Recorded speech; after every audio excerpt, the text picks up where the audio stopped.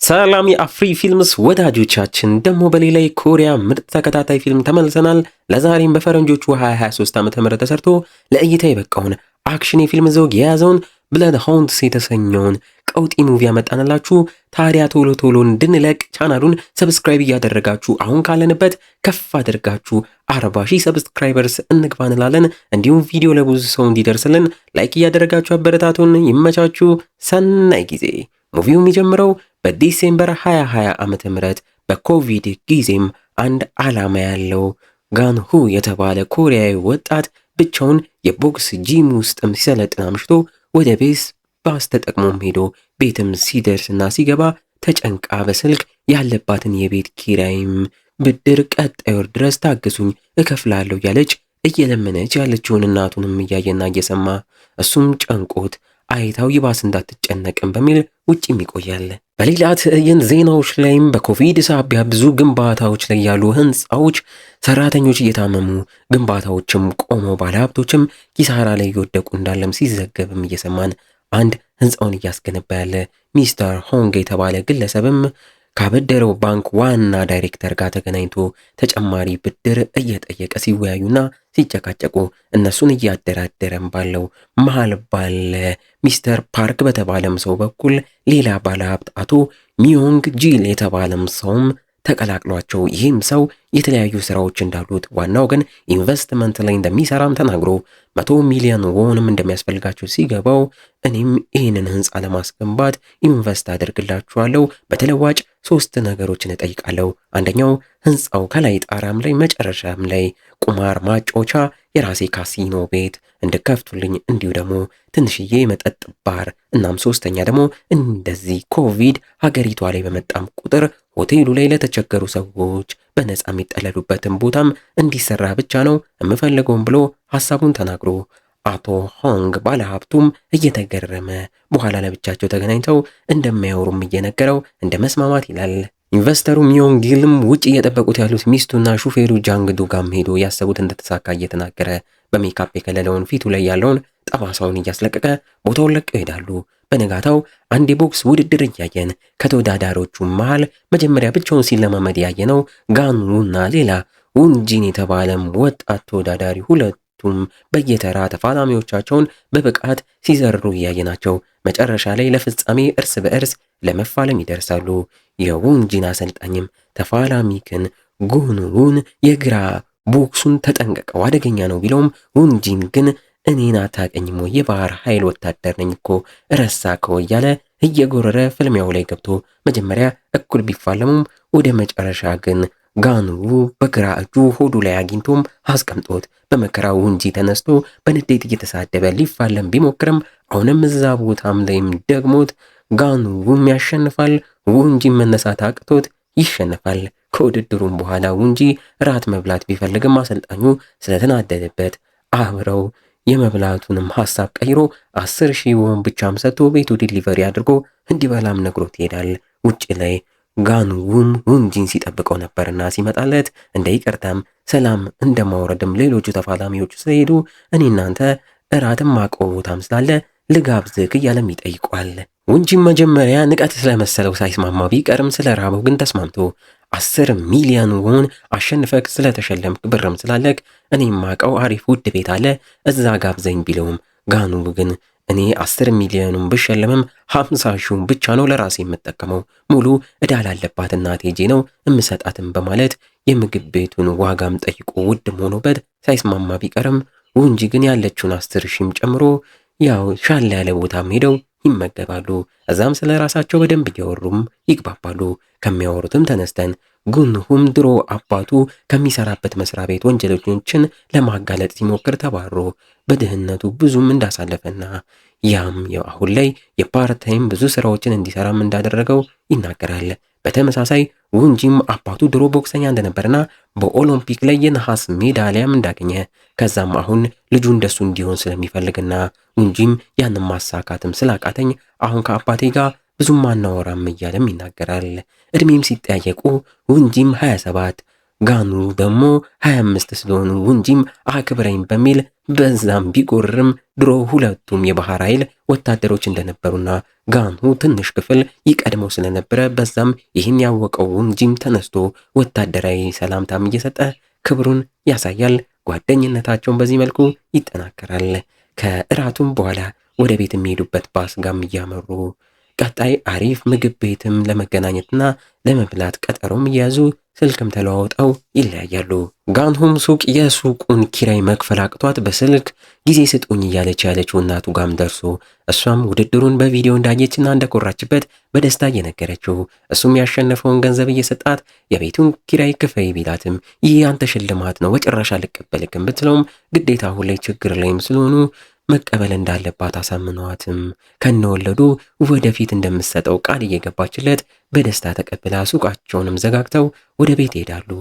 ከታችም አንድ ጥቁር መኪና መጥቶ ሲቆም እያየን ከመኪና ውስጥ አስቀድመን ያየነው ኢንቨስተሩ ሚዮንጊል ከሹፌሩ ጃንዱም ጋም ወርደው እላይ እየጠበቋቸው ያለው ጸሐፊው ሰራተኛውና ጠባቂው ጋር ደርሰው እየተነጋገሩ ከንግግራቸው ተነስተን እዚህ አካባቢ ያሉ ጥቃቅን ሱቅ ባለቤቶችንም ከስራቸው ከቦታውም ለቀው ለማስወጣት እንዲሁ የራሳቸውንም ህንፃ ለማስገንባት እያሰቡም እንደሆነ ለዚህም እነዚህ ጥቃቅን ባለሱቆችን ከባንክ ጋር ያላቸውን ብድር እንከፍልላቸዋለን ወይም በዚህ በኮቪድ በችግር ሰዓት አሁን ስራ ስለቀዘቀዘ በትንሽ ወለድ እናበድራችሁ እያሉ ውል ሊያስፈርሟቸውም አቅደው በንጋታው የሚዮንጊል ሰራተኛ ጸሐፊውም ከሌሎች ሴል ሰራተኞች ጋርም ሆኖ ጥቃቅኖቹ ነጋዴዎች ሲደሉንና ፎርሙን ሲያስፈርሟቸው ከዛም ውስጥ የጋንሁ እናት እንዳለችም እናያለን። በንጋታው ጠዋት ጋንሁም ጂሙ ላይ ለመለማመድ ባመራም ሰዓት እንደተዘጋም አይቶ የጂሙ ባለቤት ጋም ደውሎ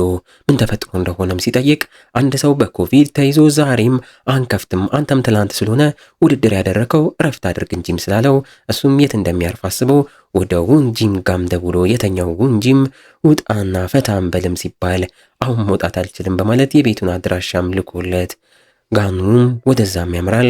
የውንጂ ሰፈር ላይም ሲደርስ አንዲት ማስክ ያደረገች ሴት አንድን ግለሰብ ስታባረው ማይቶ ሊረዳውም ሲከተላቸው ሰውየውም ተመቶ ወድቆም አግኝቶት መቿን ሴትም እያሯሯጠ ቢከተላትም እሷም በኤሌክትሪክ ቴዘር ጠብቃ መሬት እየጣለችው ማን ነው የላከክ እያለች ስታፋጠው ሰውየው ሊረዳ ብቻ እንደሆነም ስታቅ ሰውየው አጭበርባሪ እኮ ነው አንተም በማያገባክ ጣልቃ አትግባም ብለው ማስኳን አውልቃ ተናግራው ትሄዳለች። በሌላ ትዕይንት አንድ ሚስተር ቻው የተባለም ሰው ጋር ያበድራት ሴት መታ ብድሯን በደስታ እየከፈለች በአንተ ብድር ገንዘብ ሳቢያ ልጅ የሚኸው ታክማ ዳነች እያለች ከልቧ ታመሰግኗለች። እሱም ደስ እያለው የመከፈያ ጊዜያችሁ ገናም ስለሆነ ብሩን ተጠቀሚው ቢላትም በጭራሽ ያንተን ውለታ ቶሎ በመክፈል ላድርስም ብላ ብሩን ትከፍላለች። ቆየት ብሎ ሚስተር ቻውም ጋር ቀደም ሰውየውን ስታባር የነበረችው ስሟ ዩንጂ የተባለችው ሴት ደርሳም ስትገባም እያየናት እኛም ሚስተር ቻው አያቷ እንደሆነና እሷም ስታባሩ የነበረው ሰው ከነሱ የውሸት ተበድሮ አልከፍልም ስላለም እንደሆነ እየተረዳን የሰውየውን ሰዓት ታግላ ሰርቃ እንዳመጣችም ተናግራ ሰዓቱን ለአያቷም ትሰጣለች። አያትየው ሚስተር ቻውም ሰዓቱን አይቶ ይሄ 20 ሚሊዮን ወን ሊያወጣም ይችላል፣ እኛ ከሰውየው የተበደርነው 10 ሚሊዮን ነው መመለስ አለብን ቢላትም ከነወለዱ ነው የሚሆነውም ትሏለች። አያይዛም ለምን ከሚያበድራቸው ሰዎች ወለድ እንደማይቀበል እየጠየቀችው እሱም ዛሬ ብቻ ልጇን በእኔ ብድር ብር ያሳከመች እናትም መታ ልጇ ስለዳንላት አመስግናኝ ነው የሄደችው።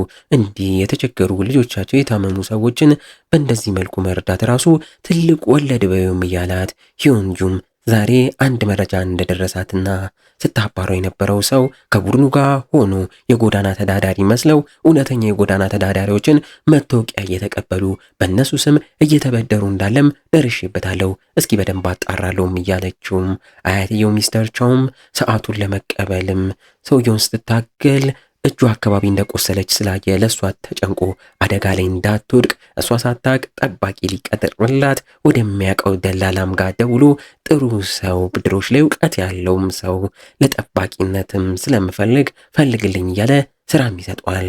ጋንሁና ውንጂም ተገናኝተው ቁርሳቸውን እየተመገቡ ወደፊት ምን መሆን እንደሚፈልጉና እንዲሁ እቅዳቸውንም እያወሩ ኮቪድም አሁን ብዙ ስራም ስላጠፋባቸው ምን መስራትም እንዳለባቸው እየተነጋገሩ በዛው ፈታም ይላሉ።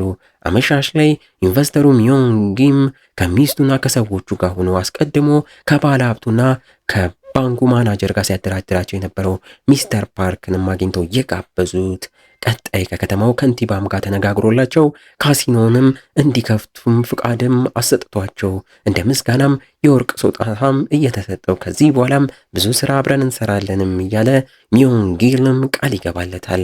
ሰውየውንም እንደሸኙ ወደ ስራቸውም ገብተው እነዛ ምስኪን ጥቃቅን ነጋዴዎችን ከዛ ቦታ የምናስወጣበት ሰዓት ደርሷልን በማለት ወደ 10 የሚጠጉ ሰዎችንም ይዘው ወደ ቦታውም አምርተው ሚዮንጊልም ከላይ ሆኖ የሚሆነውን ሲመለከት የሰውየውም ጸሐፊ እንዲሁ ሰዎቹ መጀመሪያ የጋንሁ እናት ሱጋም ደርሰው አንዱም ጸሐፊውም ገብቶ ዛሬ የፈረመችው የብድሩ ውል የሚለውን በ24 ሰዓት ውስጥ ቅድሚያ ለመበደር 40%ን ለእኛ ቅድሚያም እከፍላለሁ የሚል እኮ ተጽፎበታል 40 ሚሊዮን፣ ስለዚህ የእኛም ብድር አለብሽም በማለት ክፈይንም ሲላ ተደናግጣ በጭራሽ በማለት ፖሊስ እንደምትጠራም ስነግረው በንዴት ወደ ውጭ ሞቶም ይቆማል።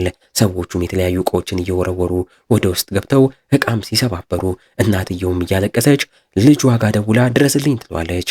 ልጇ ጋንሁም በድንጋጤ ካለበት ቦታ በብርሃን ፍጥነት እየሮጠ እዛ ደርሶ ሱፍ ያደረጉትን የሚዮንጊል 10 የሚጠጉ ሰዎችን መፋለም ይጀምራል። የቦክስ ችሎታውም ጠቅሞት 10ሩንም ዘሮ ወደ ውስጥ ገብቶ እናቱን አትርፎ አንድ የቀረውን የሚዮንጊል ጸሐፊን እያነቀ ማናችሁም እያለም ያፋጥጧል።